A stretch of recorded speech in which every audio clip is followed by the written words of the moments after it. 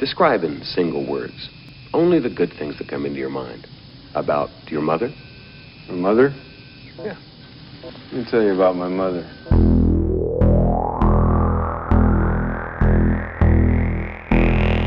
What is real? How do you define real? If you're talking about what you can feel, what you can smell, what you can taste and see, then real is simply electrical signals interpreted by your brain. Have you ever been in an institution? Cells. Cells. Do they keep you in a cell? Cells. Cells. When you're not performing your duties, do they keep you in a little box? Cells. This causes it. This causes it. This causes it. Information overload. All the electronics around you poisoning the airwaves. You are listening to the High Tech Low Life podcast, a cyberpunk media retrospective. High Tech Low Life contains language and themes not suitable for all audiences, as well as spoilers for the content being covered. Listener discretion is advised.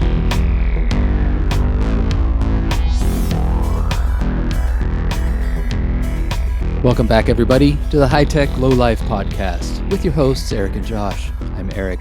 And I'm Josh. This week is a special High Tech Low Life Midsommar update episode. Yes, we will be sacrificing Eric, and I will be wearing a pretty white dress and floral crown. The floral crown, I've seen it already. It's being made by fellow cult members. It's going to be gorgeous. It will be beautiful, and I will be beautiful. I agree, and I'll be dead, which I think I win. So. Your sacrifice will not be forgotten. Anyway, that's just some joking around. We're not really going to kill ourselves or anyone else. I will have a sobbing look on my face. But happy. Yeah. So this week, our schedules have been absolutely dog shit as far as linking up. Yes. We thought we might be able to squeeze more out this summer, and we've tried. We got a Creek of the Week last week, which if you're a High Tech Low Life listener and sat through that, God bless you. Yeah, congratulations. I'm sure that was nothing but confusing. Yeah, and if you're a Creek of the Week listener, hey, it was a lot of fun. I actually enjoyed it quite a bit. Yeah, just oh man, that line at the end coming in, yeah, blowing our fucking surprised socks off. Us. Yeah, wow, Dawson's Creek forever in our hearts. Yeah, but this week, rather than cover some piece of media, we're going to talk about our schedule going forward. We're going to talk about some current events because they've been happening, and it takes less preparation than watching or reading something and talking about it at length. So hope that's okay. Yeah, I do too. I hope people still like us. Yeah, it's sad because I feel like we had some momentum, and I've just watched our numbers, which of course they've gone down. It's amazing they haven't gone down further because there's been nothing new to download really, except for one Creek of the Week episode. Yeah, there was Burst City. Oh yeah, the Burst City thing. That's true. Which I hope people enjoyed. I do too. I enjoyed recording it. I actually listened to it. And yeah, we were having fun. Yeah, it was a good time. It's a fun film. But anyway, that's what we're doing today. So I guess there's no better place to start than with our ever collapsing dystopia and the things that have been happening since we last talked. I know you've been looking forward to talking about this on air. Oh yeah. Any place we want to start? I know the debates happened a couple weeks ago. I've heard them discussed at length. Yeah. There were some debates. Oh yeah, the Supreme Court said some really cool shit. I have that written down on my little list of notes too. Those are the two big ones, really. Hey, one thing that I will say just before we start into hardcore dystopia stuff. Dystopia, yeah. But the light dystopia stuff. It's lightly dystopic. Okay. That the Kansas Supreme Court had to issue a ruling that said no abortion rights are enshrined in the state constitution. Yeah, and I didn't read the whole thing, and this is maybe a little, I don't know, it's Kansas news, but it's nice for everybody to hear. Yeah. From what I read, the Supreme Court was like throwing shade as they're like, what you've put before us is stupid, and we are not going to fuck with it. It is absolute goddamn nonsense and eat a dick. What we've said before and what the voters voted on is still true. Yeah. Yeah. So that's, I mean, the fact that they had to issue a ruling like that is mildly dystopic, but overall positive. Yeah. And I don't remember what exactly they were trying to like overturn second trimester abortions or something. Yeah. And yeah, the Kansas Supreme Court came through where the federal Supreme Court failed, which is not something I ever thought I'd say in my lifetime. Now that I say it out loud, it seems like, yeah, it really does seem like a M. Night Shyamalan twist. Yeah, what the fuck? On 20 years ago. This was his follow up to The Happening. As I was saying it felt alien in my mouth. Yeah. But good job, I guess. Yeah, that's something. Kansas, some small part of you. Yeah. As for the Supreme Court stuff, we do not prepare very well here, and we are not experts by any means. We just talk off the cuff about stuff we've heard. Although I think we're fairly plugged into things. Maybe not, Yeah, some kind of plugged in. Okay, the plug, it's one of those old two-prongers, and it's kind of hanging loosely, but it's in there. Yeah. There's a connection being made. The lamp is on. It's been chewed by a cat somewhere in between. I was thinking the old antenna connections on the back of a TV with the screws where it's got the two. Yeah, that's how plugged in we are. Yeah. With the switch to switch between channel 2 and 3, but it's kind of stuck midway. But one and of them goes ka-thunk. It's like a real mechanical switch. Yeah. Anyway, we know a little bit. So the Supreme Court said it's okay for the president to do anything they want, basically. Assuming that it is, quote, official business. Which is basically just laying it at their feet to determine in the future if it's official business. Yes. Basically granting themselves a lot more power. Yeah. It's an interesting ruling. Bad, some might say. It's real interesting in the context of the history of, I don't know, this nation, the Supreme Court, lots of stuff. Yeah. It's also interesting in the fact that it set up for Joe Biden to roll out the greatest punchline of all time, and he has just completely failed to do so. So, I mean... Yeah, and maybe we shouldn't explicitly say what we would like him to do, but I think we're all thinking it, and I think he could do it. I mean, as long as it's official business, seems like a good move. I mean, and I can come up with ways that you could shape legal arguments to make that very much official legal business. I mean,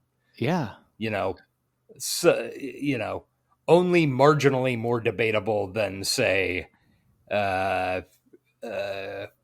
killing bin Laden. Yeah. I mean, I agree. I don't know. Yeah. Of course, he's not going to do that. No.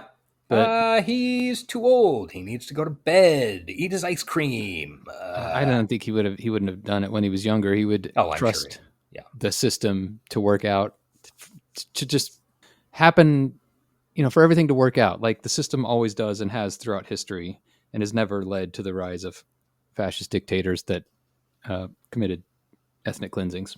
No, never, not once. Not once. That's why we just invented that word, ethnic cleansing. Yep. Didn't exist until now. Yep, Eric did that. I'm not going to tell you what it means. It's pretty depressing. Yeah. We should probably call the OED, though. The OED?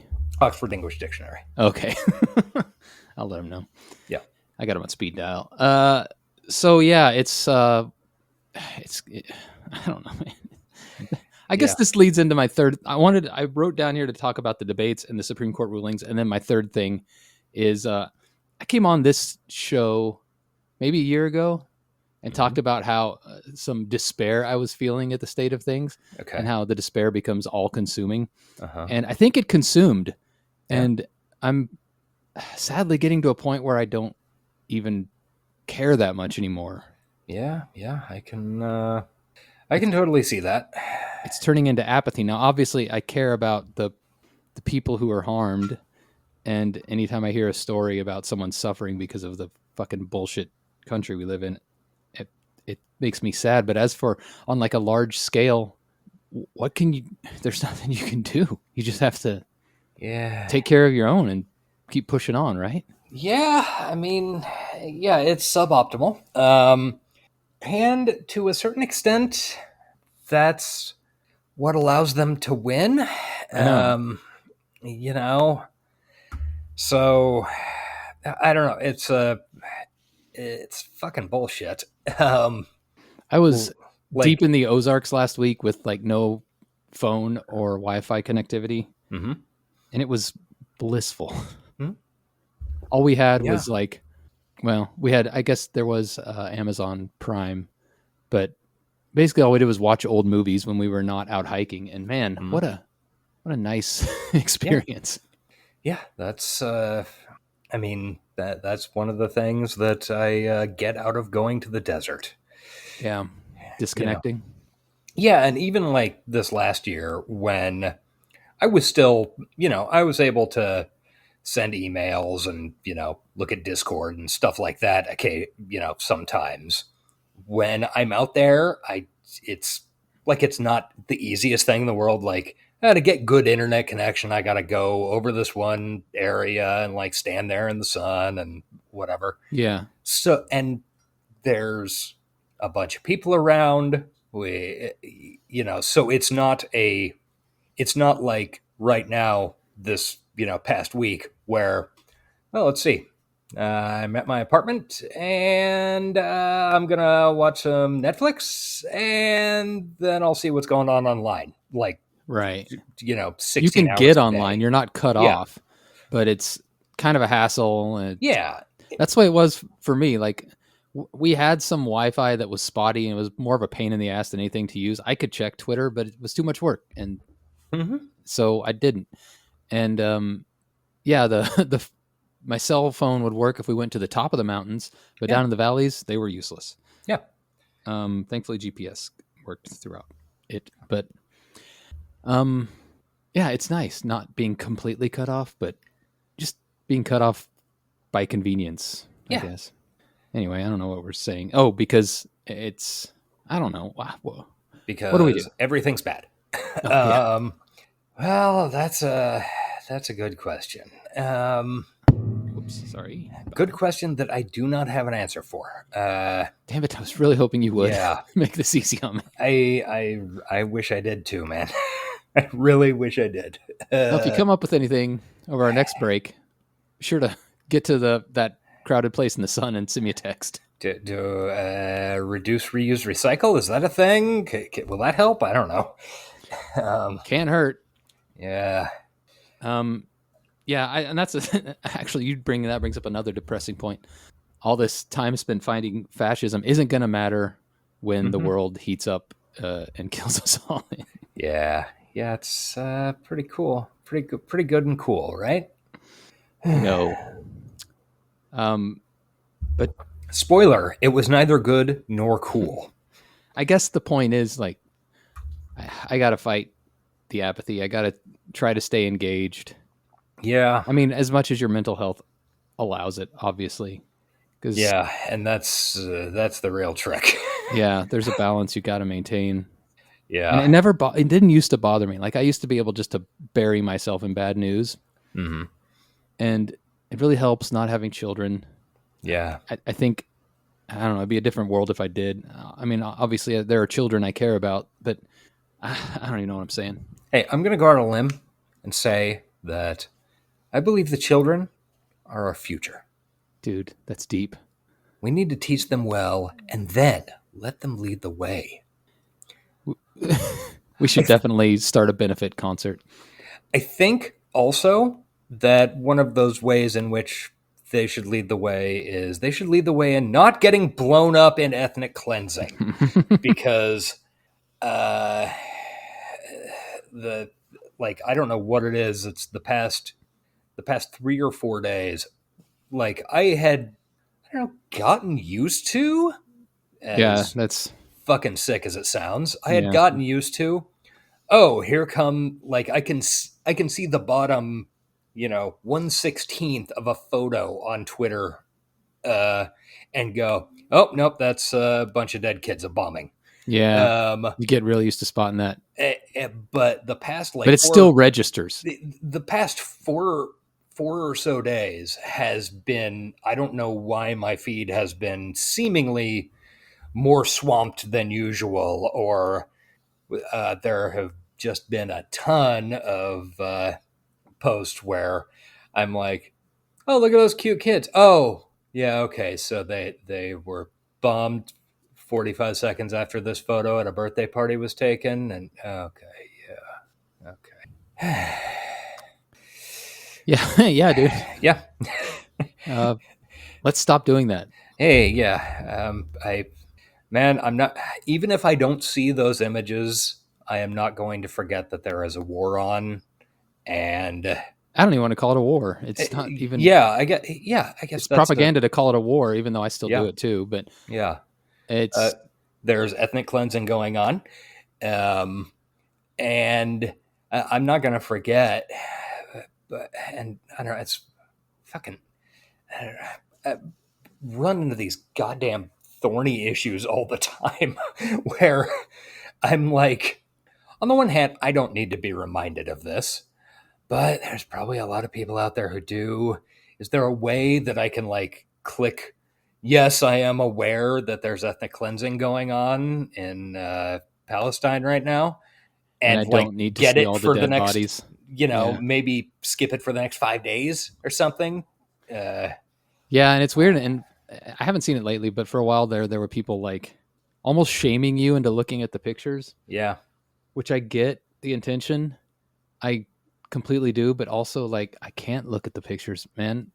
That's not gonna do anything but hurt me. I know. Yeah, you see one, you know what it looks like. You don't have to look at all of them. Yeah, and I don't want to shame the people doing the shaming because their intentions are good, but fuck. And for the people that are posting the pictures, I understand that too. Yeah, I wouldn't want them to stop. So because the pictures, the people have to see them. Yeah. But personally, I gotta skip past it. Yeah, I can't. I mean, I'm currently, say for the past, I don't know, year-ish, a little less than a year, I'm currently kind of skating on a knife edge of I've got these things keeping me going, and on the other side is I don't know, I could just bail. And I think seeing too many more of those photos every day, and I make efforts in a number of ways that I'm not going to go into on air, because I'm not going to fucking brag about shit, or I can't do anything more than I'm already doing. Mm-hmm.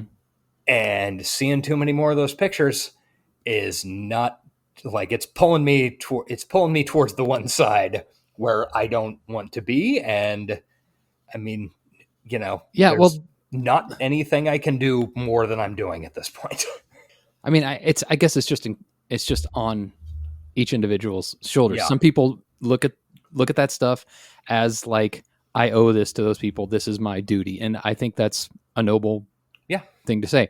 Others think if I look at too many of these, it's going to pull me so far into despair that I'm going to be no good to anybody. Yeah. And I think that's also smart. So I hope the pictures keep getting pumped out there. I hope my own brain keeps coming up with mechanisms to avoid them. Mm-hmm.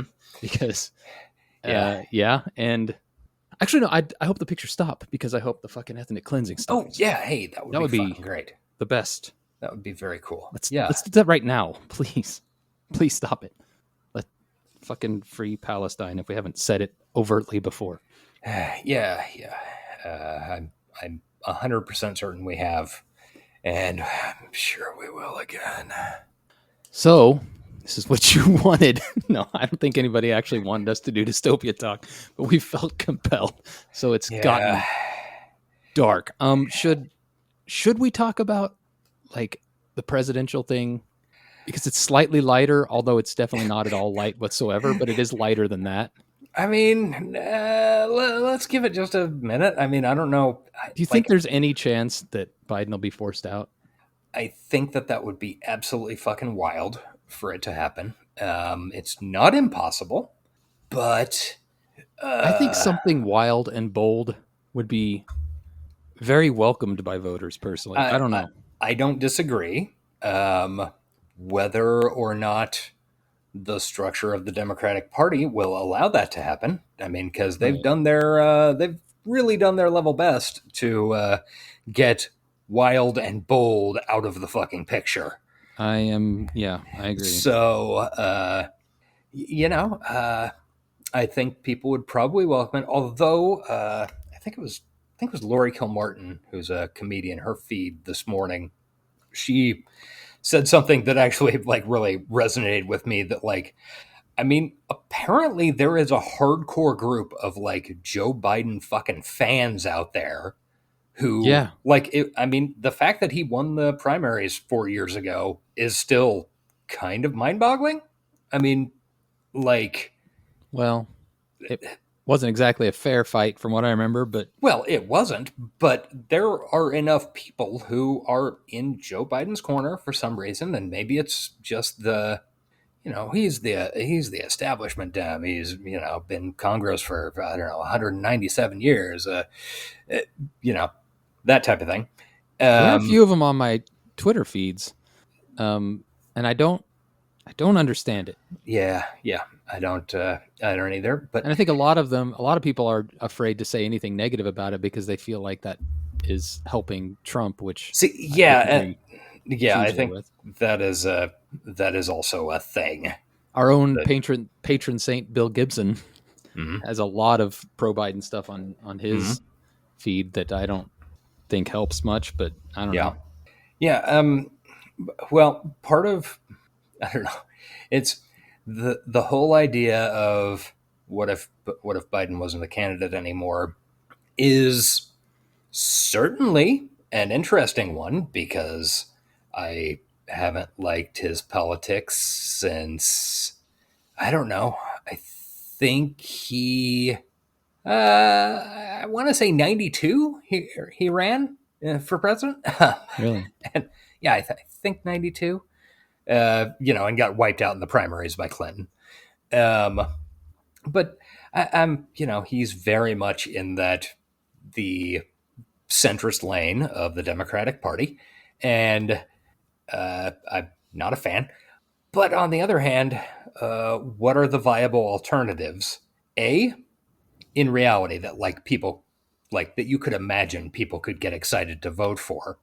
Well, I mean, I think the most realistic alternative would be his vice president. And then B, who is the realistic alternative, which from what I understand, given the legal and financing structures of the elections and the Federal Election Commission, that would have to be Harris. Yeah. Because the gigantic campaign war chests are effectively assigned to the Biden/Harris campaign. You could maybe skate it out if Biden jumped and just turn it over to Harris, but there's a whole bunch of legal issues involved with that I don't understand. I'm going off of smarter, people who've done more research than me into that type of thing. And I mean, I think there's a 10% chance, maybe that's even being generous, but the slight percent chance that it happens at all, there's a huge percent that it goes to Harris. Yeah. Which, I don't know, maybe is the move. I don't think people love her particularly. I don't think she's been great as a vice president. Yeah. I liked her back in the 2020 primaries. She was a fucking cop, man. Other than that, yeah, but I liked her as a senator. She stood up to people, and I don't know. Yeah, I don't know, man. I think she certainly seems at least marginally more exciting and vote for-able than Biden, especially given the past 2 weeks. She can complete a sentence. Yeah, that helps. Which beats both the current presidential nominees. Yeah. But I don't know, man. It's a weird time. Bad time. I hate it. I'm really just hoping that old Sleepy Joe completes that punchline the Supreme Court set up for him. Yeah. Or just goes to sleep.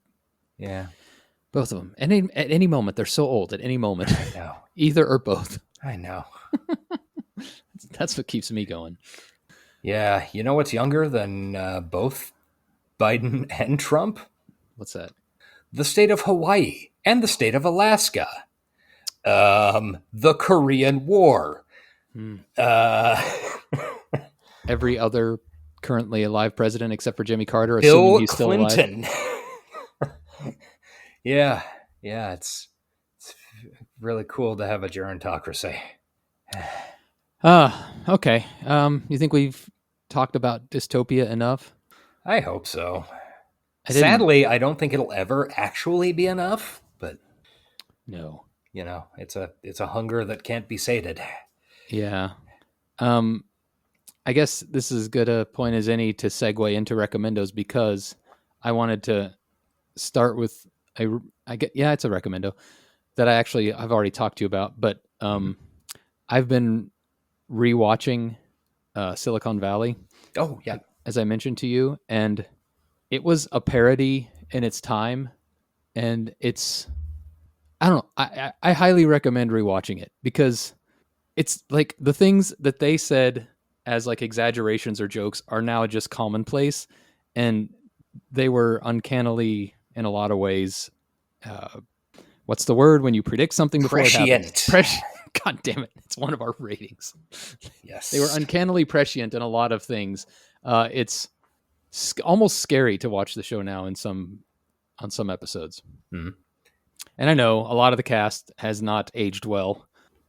Keep that in mind. But yeah. I didn't even think of Middle Ditches.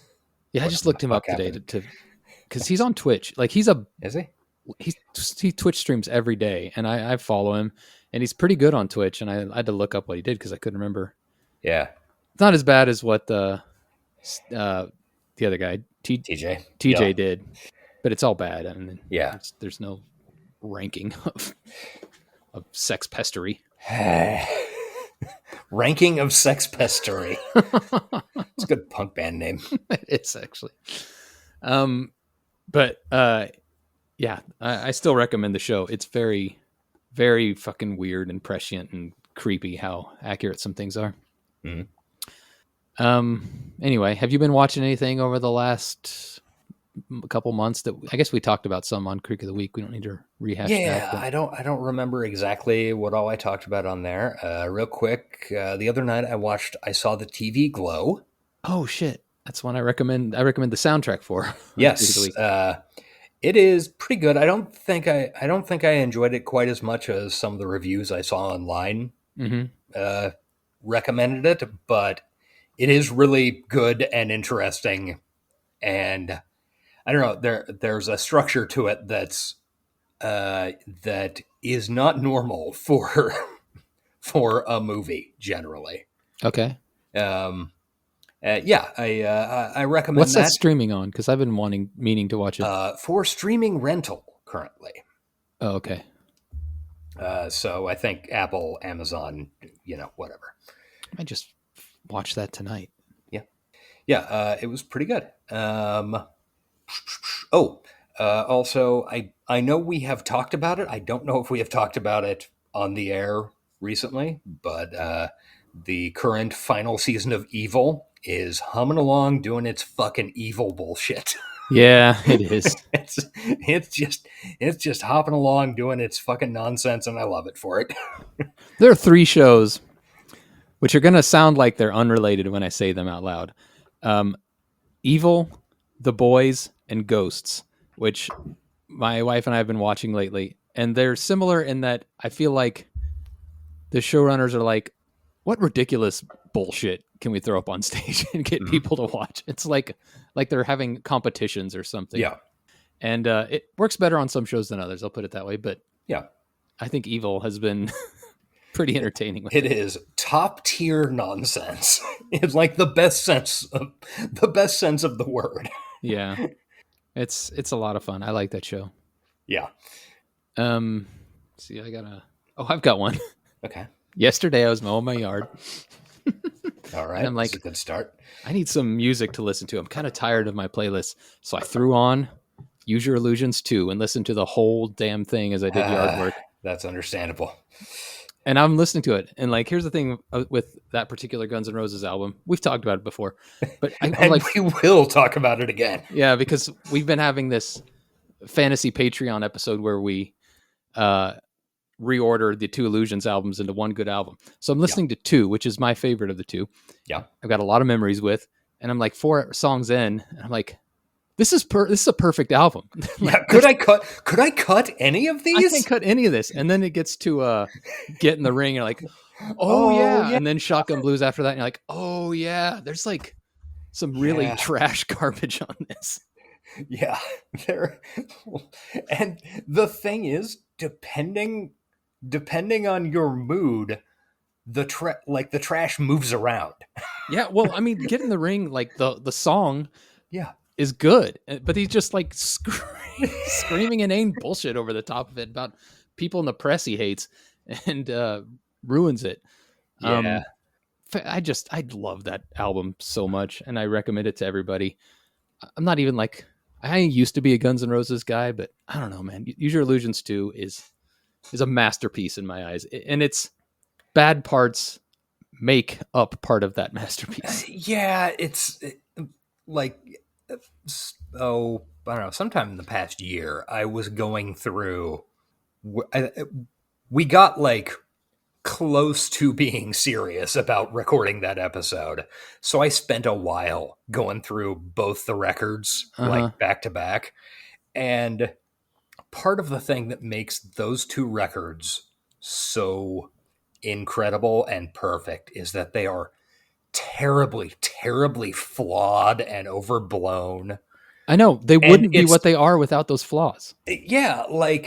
And I came up with, a pretty good fucking track list. I think, it still needs some tweaks, but a pretty good fucking track list to combine them into one. And it's not like it doesn't work without the lows. It just doesn't. It's fucking insane. It's not a perfect album if it's a perfect album, which is very strange. Yeah, it's just like part of the joy of it is just like, this album cost like $10 million to make. Axl, everybody was on cocaine 100% of the time, and they thought every one of these ideas was fucking gold. Yeah. And if you actually cut down to the ideas that are gold, you're missing out on a lot of the character. You are. Yeah. It is a character, like both of them. Maybe they're 2 characters, twins. I don't know. Yeah. But you got to have those bad parts in there. And that's not something I would say about most albums. Yeah. And and the thing is, those records have such, like, they have these insane fucking dichotomies of, like, the thing they're most known for is the ballads. I mean, You Could Be Mine, Don't Cry, fucking November Rain. I mean, Could Be Mine's not really a ballad, but yeah. Or Estranged. I'm sorry. Yeah. I was reading down the list. Yeah, Estranged, Don't Cry, November Rain. All that. Like, Knocking on Heaven's Door. Yeah. These are like, that's a huge part of the reputation of these records. But at the same time, the other end of these records is fucking You Could Be Mine, which could easily have come off of fucking Appetite for Destruction, which is just a bullshit hard rock song. Yeah. And you know what I noticed in my listening through of 2, and I need to listen to 1 now, but was as a youth, like, I played these tapes, not CDs. I had them on cassette. To death. Yeah. I played them until they were blank, basically. Yeah. And I undervalued Duff McKagan Duff. as a songwriter and a vocalist, I think. I like him a lot more now as an adult. Yeah. That's Yeah, Um, Duff is pretty good. and also, just on the topic of tapes, when it got to the end of, I believe it's Breakdown, like there was within me a urge to get my Walkman out and flip the tape. Yep. It was so bizarre. It was like a compulsion. My Yeah. brain just knew, okay, time to flip the tape. And I'm like, wait a minute. I haven't listened to a cassette tape in 35 years. Yeah. Anyway, we don't need to spend any more time. We have a whole episode we're going to dedicate to Guns N' Roses at some point. We do, because we're sick people. Yes. But just if you're at all a fan of 90s rock music, And revisit it. and if you can put up with the rampant misogyny Oh, yes. and Absolutely. homophobia. Yes. Less racism in that one than some of their previous works, thankfully. That's true. That's true. Previous works I will not recommend. Yeah. Any more? This episode is bizarre. Shit. We are a train wreck. Let's see. This is what we do if we didn't have the cyberpunk theme. It would just be Yeah, we gotta have a theme and a structure. Otherwise, it's just us fucking going on about Guns N' Roses for some reason. Like the very topical Guns N' Roses. yes, so topical. I do get occasional TikToks of like live performances. Sure. Well, they'll be like Axel now, and then it'll be Axel in 1989 or whatever. Yeah. It is depressing. Truly horrifying. Yeah, he's got nothing. Let's see. I heard some of the new Bon Jovi single. Oh, good. It is deeply bad. Oh, bad. Yeah, it's deeply bad. I really hope that Sean doesn't end up having to play any of these songs. It's super not good. He's lost his voice. Like his actual voice, like Axel, or his voice metaphorical songwriting. Possibly both. The actual voice was the most notable. There is clearly a ton of like, I don't know, auto-tune or something going on to where his Bon Jovi's voice doesn't have any character at all. It's very weird. It almost sounds like if you just programmed a robot to like do Bon Jovi. Man, see, when that happens, you got to do like Leonard Cohen did, and you got to change your voice. Yeah, you got to do something completely different. Like it happens to a lot of dudes. Mm-hmm. Surprisingly, like I think Phil Anselmo's. I mean, he's a terrible person. Don't listen to his music, but yeah, from what I've heard, he's kept his voice somehow. Oh, okay. That's kind of surprising given his singing voice, but sure. Yeah. But like, if you've heard any of Danzig's new stuff, it's embarrassing. No. You gotta go in a completely new direction. You no longer have that Elvis register, man. You got to get the fuck out. Right. I wonder what like new Typo Negative would sound like these days. Well, I wanted to make a joke about Coke stroke, but but I just don't have anything. Poor Peter. Yeah, it's too bad. Like a band that I really enjoyed a couple of their records didn't have a ton of. I know you did, but I didn't terribly enjoy their stuff beyond October Rust. Mm-hmm. But it was nice that they were out there. Like, you know. Yeah, I would actually go the other way and say that the stuff beyond October Rust is every bit as good as their early stuff, and that they never had a bad. Well, that's not true. After Origin of the Feces, they never had another bad record. I think, yeah, okay. But I think everybody will qualify that. Yeah, that was a bad record. Peter Steele, though, would not have enjoyed our current culture. Let's say. He would not have done well in it. Although, God, I don't know. He might have done that thing where the people who know the group obviously know it's a joke because it's clearly a fucking joke. Mm-hmm. But the group does it anyway because it's funny. And then, I don't know. I'm not sure if you can follow what I'm saying there. Because, like, what was the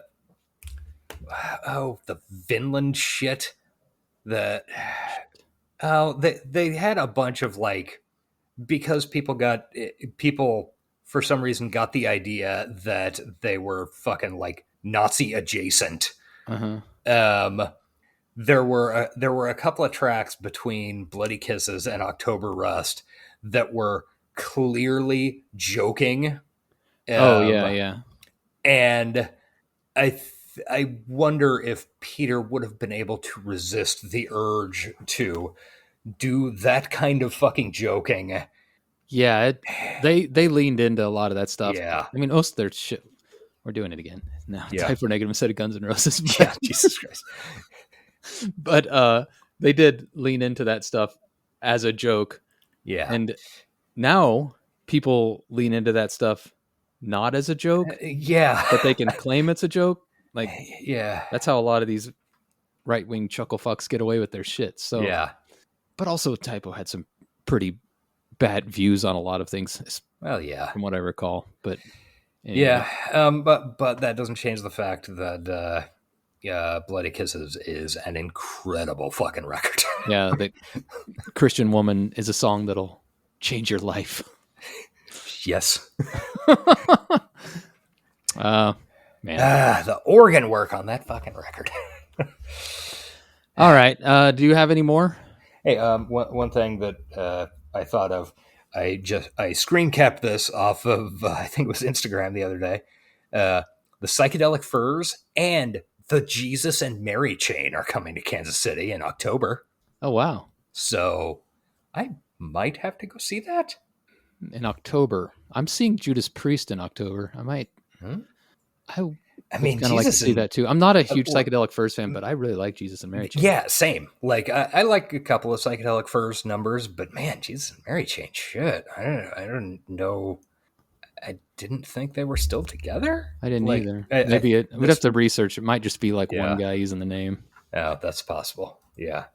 And they're one of those bands that like I have on a lot of playlists, and there are like 5 or 6 of their songs I really like, but I've never dug too deep into the band. Oh, but I mean, I enjoy a number of their records. I always look for them when I'm like binge shopping in record stores. Yeah, they were just popular enough to show up in used CD and record stores a lot, but never popular enough to be like way overplayed. This is not a music podcast. No, it certainly is not. Although clearly we've got enough material to do one. Yes. Are we safe to move on from recommendos? Because I did have some actual things. Oh yeah, to get to. Yeah, I forgot we had some other stuff. Okay, it's it's most of the main dudes from Jesus and Mary chain. Oh, good deal. Yeah. Well, it might be worth checking that out. Yeah, check out Psycho Candy and Darkland. They're really good records. Yes, I agree. What I've heard off of them. All right. So we're going to talk now to close the show out. We're going to talk about our schedule going forward, and also I wanted to clean some house. Yes. Give some shout outs and thank yous and stuff. So I guess we'll save the scheduling for the end. First of all, I wanted to thank the Astronomica people. I don't know. We got a lot of mention on their Chatstronomica episode at the end of their last arc. Yeah. It was embarrassing as I was listening to it alone on my job site, but also very heartwarming. They talked about us a lot, and it was nice, and we love those people very much. Yeah, it is. Every time we come up on Astronomica, I wince. Yeah, but like hold my head up proudly at the same time. Like, these people I like me, but at the same time I'm cringing really hard. Yeah. And I especially like when Jeff said, "Oh, did you continue the tradition of spending 45 minutes talking about the very first scene, whatever it was, to Chris?" I was like, "Yeah, he read us for filth." Love you, Jeff. He also called me out for telling Chris he did the best Astronomica recaps, which made me feel bad in the moment. I'm like, I like everybody's recaps, but I'm sorry. Chris is the best. I stand by it. I love They're all good. Yeah. Yeah. Anyway, thanks to those people, and hopefully we will be seeing them in about a month and a half. Yeah. About 6 weeks. Be fun. We'll hopefully get a. Our goal is to catch them all like Pokemons. Oh yeah, we'll catch them all one way or another in actual physical traps that we set in the woods. Can you just imagine Kamala Harris saying, "Pokemon, go to the polls"? I can. With the magic of AI, we can all imagine it. Yeah. Another shout out I wanted to give, as of today, actually, one of our listeners, famously Eddie the Yeti, sent us some T-shirts. Yes. They arrived apparently yesterday, like overnight. Or maybe it was like fucking dawn this morning. I have not seen them except for pictures Josh took. Yeah, they are very fucking cool. Thank you very much, Eddie. Mine, which I don't know, we should probably get a T-shirt, or we should probably get a picture of us wearing these at some point. Yeah. Mine is a beautiful Rutger Hauer at the finale of Blade Runner with the Tears in the Rain speech and the dove clutched to his chest. They're both fucking fire. And the one he got for you is wild shit. Yeah. Fucking Johnny Mnemonic craziness. It's just like a pile of Johnny Mnemonic references on a shirt. I will wear it with pride for sure. And that was just super nice. Eddie's been a long time listener from the Johnny days. Yeah. Yeah. And super nice guy. Thank you so much for that. Our second Montreal listener. Oh, yeah. It's kind of weird that it happened twice. Actually, it's not. It's a big city. It's, I don't know. It's slightly weird. I mean, yeah. We might have a third. You don't know. Yeah. Hey, if you're from Montreal and you're not Mike or Eddie, reach out. Actually, if you are Mike or Eddie, you can also reach out. Feel free to reach out again. Yeah. But if you're not, especially. Yeah, I mean, I get a running tally of Montreal listeners. Yeah, keep us up to date. I'm going to get one of those little clickers like they use when people are going into a venue. Yeah, like a bouncer. Yeah. It's just going to have a 2 on it until we get a a tweet. And like it's got a label tag, Montreal. We don't care about any other city. Don't even fucking come at us with any Vancouver bullshit or Toronto. Boo. Not even Canada. If you're from London, I don't want to hear about it. No. But Montreal, hit us up. Okay. Yeah. Nextly, I wanted to. This has been sitting in my email inbox for a while. We may have referenced it, but we never actually played it. We got a SpeakPipe message a month or so back with some questions, and I wanted to give them their due. And this seems like a really good time to do that. So, we are going. Well, actually, I don't have any way to play it over the air, but I think I will play it. Or here, let me forward it to you, and then we can both play it together for ourselves, and I'll just insert it.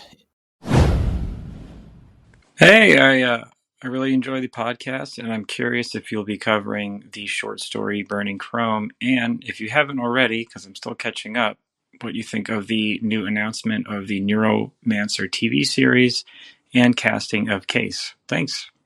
Okay, so that message was from, it's from Anonymous. It doesn't say who it was from, and they didn't leave any identifying mark on the voicemail. So whoever it was, thank you. We love getting speak pipes. Yes. And as for the questions... Yes, we will certainly cover Burning Chrome at some point. It is if I remember right, it is the most connected to the novels of the stories in Burning Chrome. I think Dixie McCoy gets a shout out. The characters hang out in The Gentleman Loser. Oh, neat. We will definitely cover that at some point. To give a peek behind the curtain, we're kind of saving that whole anthology for weeks when we're kind of short on time. And that is probably the next one we will do from that book. We've almost done it a couple times, but changed our minds at the last minute. Yeah. But we're definitely going to cover it soon. Yeah, 100%. Eventually, I would like to cover all the stories in that book, because even though a few of them don't have like anything to do with the sprawl or even cyberpunk very much, they're all interesting stories, especially when you consider like, oh, the guy who wrote this story was 2 years out from publishing Neuromancer. And Yeah. like, what was he thinking then? And yeah. Looking forward to the New Rose Hotel reading. Yeah. As for the other question, the Neuromancer TV show and the casting, I pulled that up earlier. I seem to have lost it. But Yes. as far as I can tell at this point in mid-July, they've announced Case and Molly, right? Yes. Case being Callum Turner and Molly being Brianna Middleton. Right. Neither of which I am familiar with. I did look up their IMDb's. Yes. Callum Turner, I have only seen, I think I have only seen him in Apple TV's Masters of the Air. I see that. That's like his main credit right now. Yeah, he was, I don't know, the second lead in that show that aired earlier this year, and it was okay. It was fine. It was okay. It wasn't nearly as good as either Band of Brothers or The Pacific. Austin Butler was in that. Yes, he was. If sexuality is a spectrum, my little bit that leans gay might lean towards Austin Butler. That guy's a handsome looking dude. He is super pretty. Like, and I don't mean that to like, I don't know,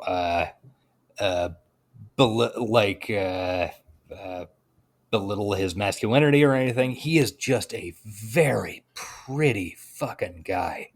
Yeah, I mean, good looking dude. Yeah, and that's one of the reasons that he was just perfect as Elvis in the Baz Luhrmann film, which I still haven't watched. Last. Yeah. I'm still looking at pictures of Callum Turner. I'd hate that he's English. Yeah. I mean, not for him. I mean, I hate that anybody's English. Let's be real. Yeah. I'm just kidding. Except for Robin. We love you, Robin. And the person born in England that I'm married to. But it kind of, I can see it, I guess. Like he's in all these period films and all the pictures I'm going through. Yeah, I don't know, in my mind, and it might just be because like I've only seen him in one thing. He's not like bulky, but in my mind, insofar as I have a picture of Case, he's very skinny. Yeah. I mean, he is fucking burned out. Right. And I don't know. Callum Turner doesn't quite read that for me, but that might just be costuming or whatever. Well, I also think it's nobody in Hollywood is like that right now. But if you look up pictures of him in Green Room, which is a movie shit, he was in Green Room. He was the drummer? The drummer. I've never seen Green Room. Yes. Oh, he was good in that too. Oh, I've been told by so many people to watch it. Yes. It depresses me. I don't know why. The death of Anton Yelchin. Anton Yelchin is so depressing to me. I can't even watch his movies. Yeah, that's fair. Although that is such a fucking banger movie. He doesn't look too jacked. I mean, he's strong looking, but yeah, definitely that's the most Case-like movie he's been in. Yeah, I had forgotten that he was in that, and it didn't. Since I'm on my phone, IMDb didn't go back that far without me having to click a thing. Oh, so we love IMDb. Yep, they've made only positive changes over the past. Wow, Green Room was fucking 9 years ago. Yeah, he's grown up quite a bit since then. Yeah. So, I mean, that's honestly probably when he would have been age appropriate for Case. Also true, yeah. But anyway, I think they could definitely do worse. Yeah, I mean, it's not something that I'm offended at. And, of course, I also, like, outside of something just absurd, I don't know what I would be offended at. Like, Brianna Middleton is I have never seen her in anything. I've got nothing for her, nothing ringing a bell. Pictures. Yeah, Like, I am not sure I have even heard of any of the things she's been in.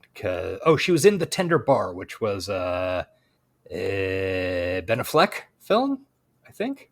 I trust you on that. She looks short. Molly, I always assumed Molly was tall. I don't know. Maybe I'm wrong. Yeah. Well, if you want to find out every possible bit about Molly's physical description, I recommend going to r/cyberpunk. Oh, no. And I don't want to go there. I don't want to go to find a lot of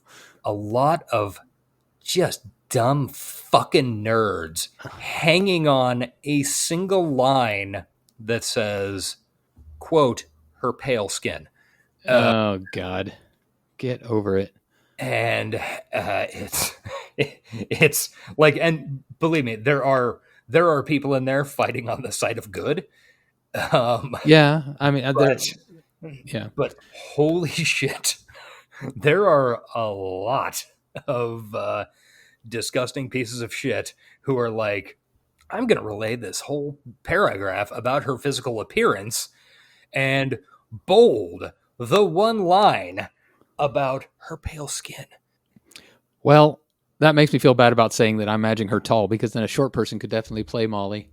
But I feel like she has to be pretty jacked. I mean, she's a razor gal, so yeah, that would be my assumption. And I'm sure that Brianna Middleton can get jacked for a role. But once again, just like with the case casting, I see no problem. Yeah, I like, and it's another thing. Like, I don't know, man. We're so far out from it. Yeah, like, it could change. Not even that, but I don't know. Ask me again in a year when we've seen some fucking promo pics, and oh yeah, you know, like much more like, I don't know, but yeah, it's. I don't have any problem with either of these castings. I'm sure I could come up with people who, in my mind, like, oh yeah, that could work for Molly, but well, we always want it to them, be our favorite famous person, but like, yeah, most of them are going to be 25 years ago, right? Like, Lena Headey in 2002 as Molly, great, I'm there. Sure. But I think having, these aren't unknowns. They've been in stuff, but they're relatively unknown. They're going to be cheaper, which means they can put more money elsewhere. And I kind of like not having their faces associated with a role. Yeah. So they can become Case and Molly. Yeah. I'm also waiting for the Finn's casting. Yeah. The Finn. And I honestly, I can think of a number of different directions that they could go for Armitage, but I don't know. See, I saw something, but now that I'm looking back, I think it was like it was a fan casting. It wasn't actually real. Yeah, Armitage. Man. I don't know. Yeah, pay attention. Yeah, it'll be interesting to see what they come up with. I'm not like, and also to a degree, I have seen Neuromancer cycle in and out of fucking production and pre-production so many times that fool me once. It's kind of a matter of, I'll believe it when I see an actual trailer with a date attached to it. Even then, I won't be surprised if I'm disappointed. Yeah, but I hope it happens. It'll be a big deal on this podcast, that's for sure. Yeah, I think possibly more interesting and maybe telling about the program is the people who are running it. One of the show creators being a guy named Graham Rowland, who has a couple of credits that I really like, and one that makes me go, oh, huh? Okay, so one of the credits I really like is Dark Winds. That is an AMC show starring, what is his name? It's a Native American guy, Zahn McClarnon. He's big on Reservation Dogs, the cop. Oh my God. I've never seen him like not in his Reservation Dogs outfit. Looks very different. Yeah. He's a really great fucking actor. Looking at his picture right now. Yeah. That show is really good. And, it's based on, the Tony Hillerman, Lee Porn and Chi novels. It's mysteries set in like set in basically Navajo Reservation, Arizona, Cool. in the 80s. It was a really good series. I think they're supposed to have a new season out before too long. He did a lot of Fringe. Yes, and yeah, he was also on 30 episodes of Fringe, so that makes my dick kind of hard. This is Graham Rowland, not not Son McLaren. Yeah. So that's hopeful. Another series that he was a creator on, which I am less interested in, is Tom Clancy's Jack Ryan, Yeah, that show looked. which is the we can coup whoever we want show. I hate everything about that show. And I've It's- never watched it, to be fair. I never would watch it. I would sooner chew my own fingernails off. I hate the star. I hate Tom Clancy. I read some Jack Ryan novels. I hate Jack Ryan. I watched I think it was the first 2 seasons, because I think there were 3.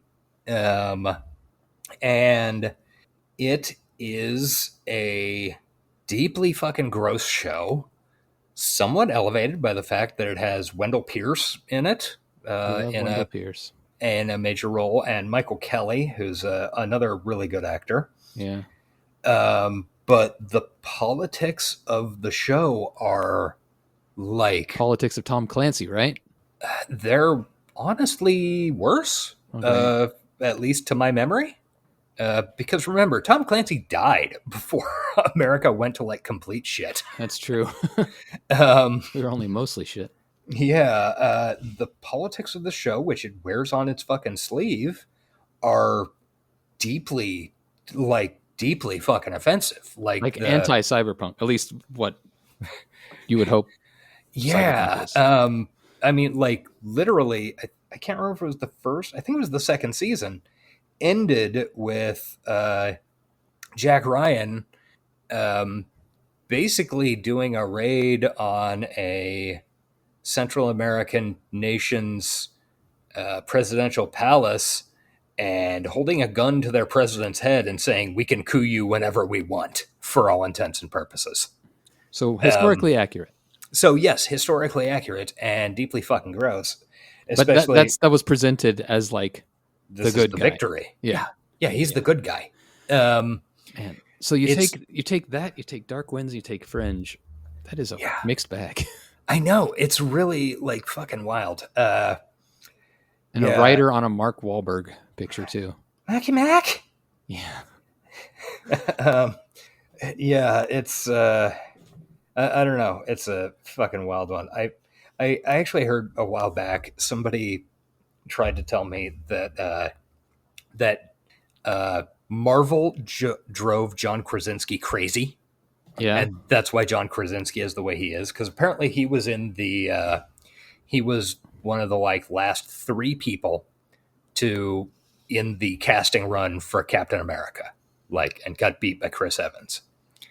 Then he was in like the top 2. It was between him and Chris Pratt for Star-Lord in Guardians of the Galaxy, and then there was another one that he was like Another Chris, probably. the second, yeah, probably, like the third choice for, and Chris Kattan. Sorry. yes, yes, Monkey Bone himself. I wanted that movie. And this person I was talking to posited that every time the feedback turned out to be incorrect, like it was, no, you should, like, you were a little too funny to be Captain America. So maybe next time, try to play it a little more serious. And then he got out-funnied by Chris Pratt. Yeah. So, and then and this is what drove him insane, to decide to be action star guy. I know And he and his wife both are pretty conservative.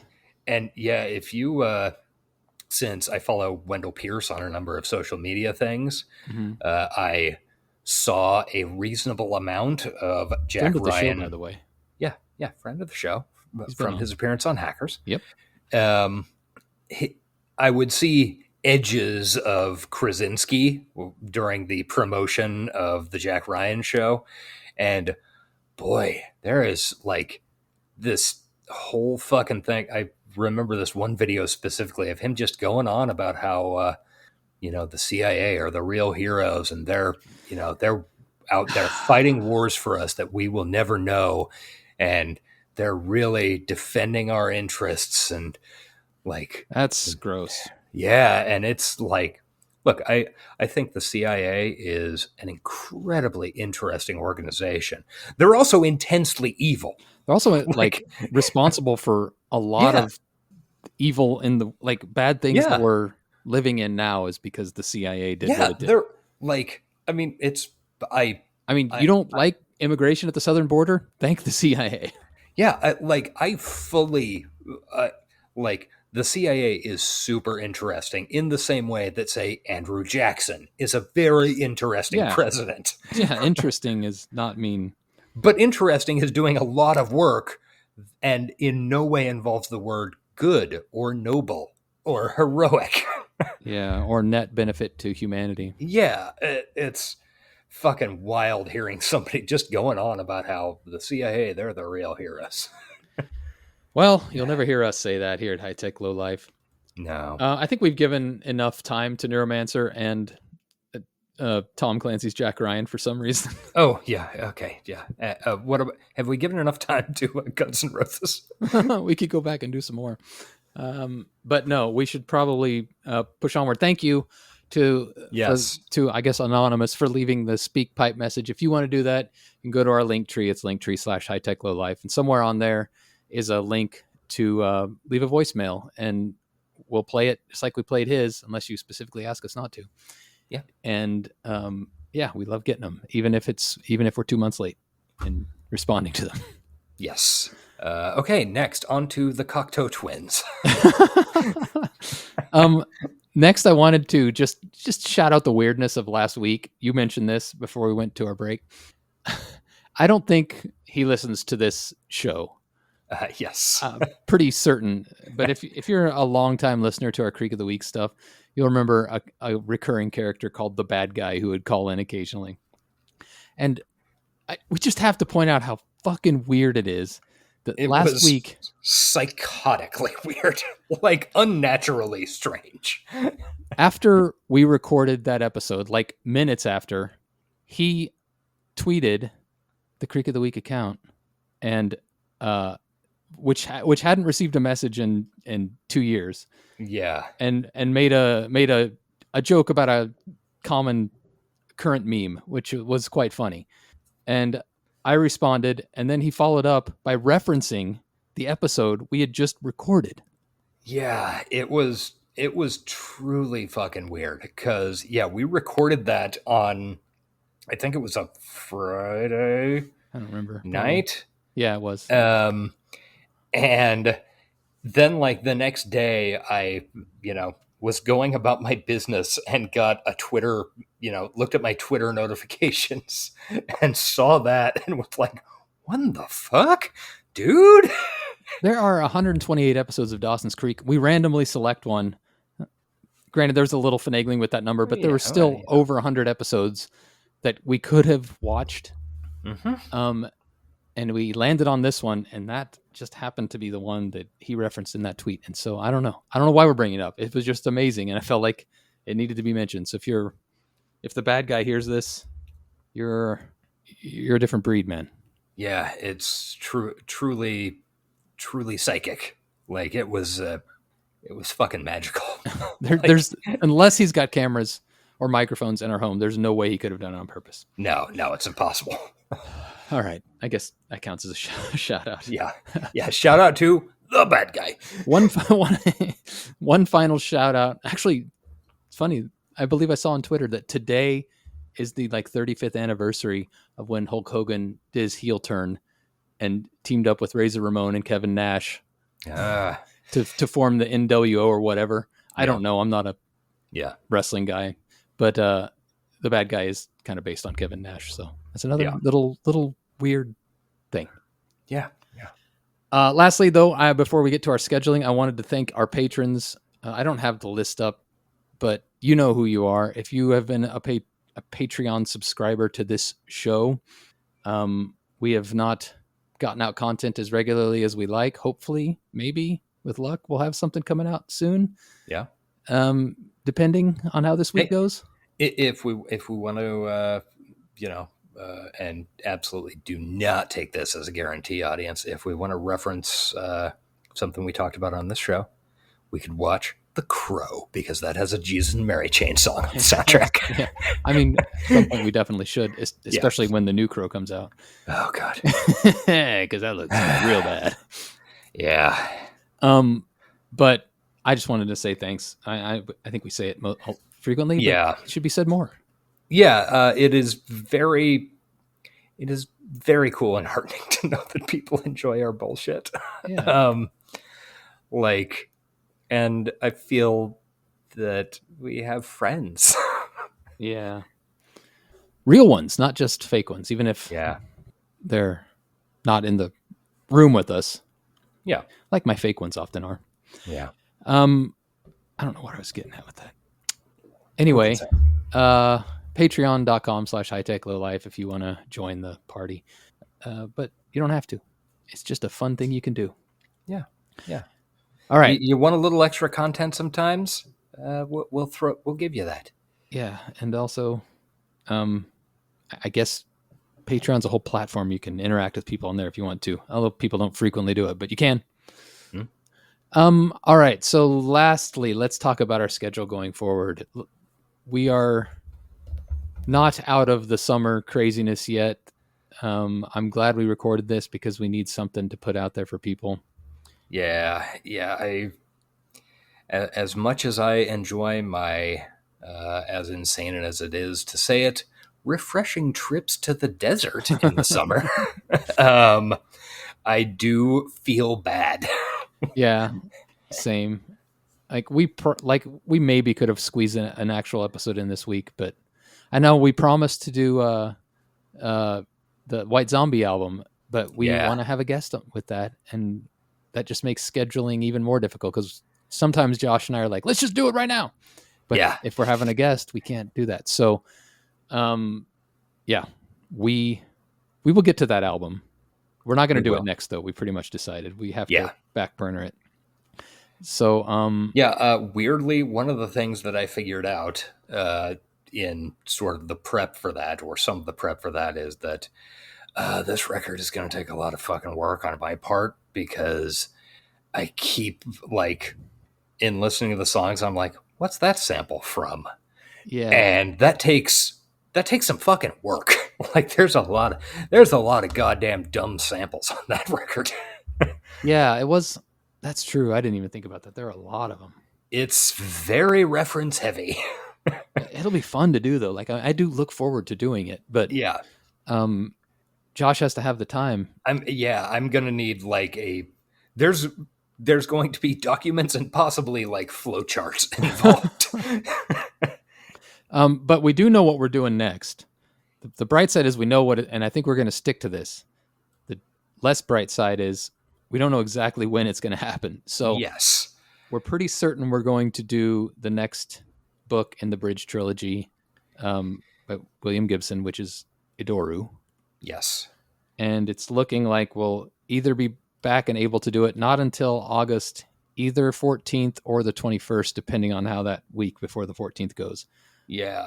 I would bank on the 21st, but it's possible it could come together for the 14th, depending on both our and the guest availability. Yeah. Because we're hopefully going to get a guest. But no guarantees on that either, but we'll try. But yeah, it's going to be the one we come back with. I don't see anything else releasing in there unless I drop another Patreon or get creative or something, which because Josh is going to pretty much be gone. Either he or I will be gone pretty much every day for the next month and a half. This job doesn't do great things for my summer availability. Right. But look forward to that. I highly recommend. You've got a month? Yeah. More than a month right now. to read it or download the audio book, go with Audible, or, if you're really looking for a reference, drop me a line somewhere. And that gives you enough time to reread, or if you haven't read the first book, which Virtual Light, yeah, which is short and sweet, you could read them both in this timeline. Yeah, and I this is a dumb thing to say because it seems to happen after virtually every Gibson novel that I read. This is one of my favorites.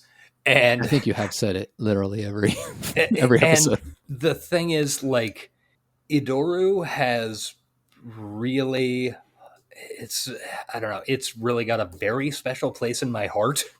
All right, Josh, we're doing this right now. Yeah. Fuck, marry, kill. Okay. Virtual Light, Count Zero, Johnny Mnemonic. Ooh. I threw that one in there. Movie or story? Story.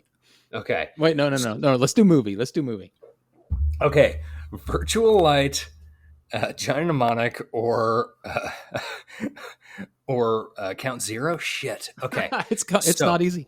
No, it is not. Okay. Fuck. Oh God, that is you managed to. Okay. Shit. No. God damn it. If it was the story, I could. You could kill the story. That's why I switched it to the movie. Shit. Murder, Suey, Death Orgy? I honestly don't know. That's a tough fucking fight. I would probably. God damn. I don't really know the difference between fuck and marry in this situation, but I think I would have to. I think maybe. I think you're already married to Johnny Mnemonic. Honestly, we did 200 episodes. Yeah. I think in the context of this, the marry or the fuck would be the more surface level attraction. Right. Yes. Yeah. Huh. Yeah, I think I'm gonna probably go already married to Johnny. Yeah, I think I'd be marry Johnny, fuck Virtual Light, and probably kill Count Zero's. Sorry. But it's got the... I know it's good. I honestly think of all the books we've covered, it's my least favorite, which is not an insult to it. It's a great book. Yeah. But it didn't click with me quite as much as all the other ones. So it's got Turner. Turner is actually not my... The Slam Hounds outside of Marrakesh. Fucking rule. But Turner is actually maybe the reason he's just such a traditional badass which very basic. I don't attach to as strong as some others. Yeah, that's totally fair. Not to say once again, I'm not saying it's bad. and Bobby, he's just learned to be a guy. he just wants to get out. I can't kill Johnny Mnemonic. Yeah, I know. I get it. If you were saying kill Johnny Mnemonic, I'd be making different arguments about it. Anyway, we've spent enough time on this. William Gibson writes good books. And we'll be covering Idoru in 5 weeks? 4 weeks. 4 weeks? When hopefully this comes out. 4 or 5? 4 or 5, yeah. Thank you for hanging in there with us. Sorry for the way the summer's been. We were just catching a little momentum. But, it happens every summer. We're pretty much planned for it. And so we'll pick back up in the fall and hit the ground running with a bunch of weird shit, I'm sure. Yeah. Hopefully, some of you we will see on the Patreon later, next week. Yeah, no promises. No promises. We're going to try. Hopefully. Look, man, this world's crazy. We can't make promises. Yeah. Our vaunted consistency. Whoa, boy. I was making a joke about that to somebody a few weeks ago. It's not what it used to be. You're still doing that? And we've probably done 10 episodes since I saw you last year. And once upon a time, we gave a shit. To be fair, we still do give a shit, but it's way harder to do this type of show than it was to get drunk and watch Dawson's Creek. Yeah. Believe it or not. So, Yeah. I think that's all I've got. My list is completed here. God, I hope that's all. We went over an hour, which is, I guess, more than I expected. So thanks for listening to this episode if you did. And if you didn't, well, you're not hearing this. So why am I thanking you? Yeah. Yeah, that's a very good question. How do we sign off? Oh, we should plug social media is at Johnny 60 Seconds. Patreon is Patreon/hightechlowlife. We have a YouTube. I always like to see new YouTube subscribers. All their episodes go up there. Sometimes we do shorts and stuff. Search for High Tech Low Life on YouTube. Those are the big three. Oh, we're on Blue Sky. Search for us on Blue Sky, which Blue Sky is so much better than Twitter, guys. It's really like I need to be populating my feed better. It's like Twitter used to be, and there are so many fewer people there. And at first I was like, oh, that's going to mean less content. And there is less content, but that's fine because it's better content. Yeah, it really is. And like I said, I just need to spend like an hour going from my, who do I follow on Twitter to, and transfer it over basically to Blue Sky. Yeah. I don't know if it's here for the long run, but I know it is just a more enjoyable platform to go to. So we are there as well. And I think that's it. Do we have anything to go out on? I got an idea. Okay. Hit me with it. Well, I'm a cold heartbreaker fit to burn, and I'll rip your heart in two. And I'll leave you lying on the bed. That is very true from what I've heard about you. Thanks, everybody. We will see you in 5 or 6 or 4 weeks. All right, bye. Peace. This has been the High Tech Low Life podcast. Find us on Twitter at Johnny60seconds, email us at hightechlowlifepodcast@gmail.com, and find us on Patreon at patreon.com/hightechlowlife. Theme music by Nihilor at nihilor.com. Thank you for listening.